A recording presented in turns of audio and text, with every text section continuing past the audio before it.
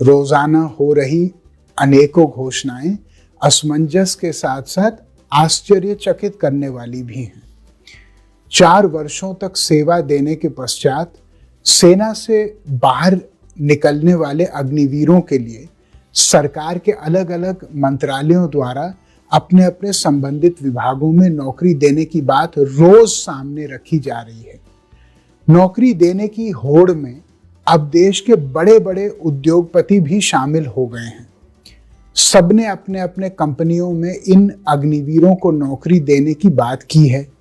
सरकार एवं उद्यमियों द्वारा किए गए वादे स्वागत योग्य हैं।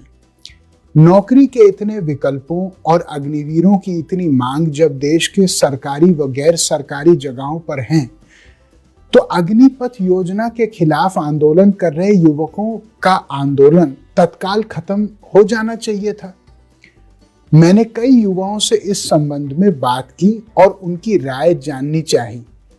युवा इन आश्वासनों को लेकर उदासीन हैं और उसके अपने तर्क हैं कि जो कि सरकारी आंकड़ों पर आधारित हैं।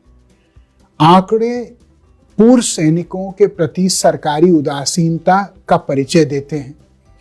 सरकार के 34 विभागों में ग्रुप सी के कर्मचारियों की कुल संख्या 10,84,705 है।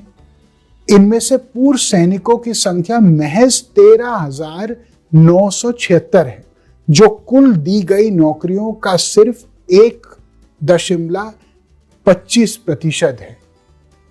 वहीं इन 34 सरकारी विभागों में ग्रुप डी में कुल 3,25,265 भर्तियां हैं, जिनमें से पूर्व सैनिक मात्र 8,442 हैं।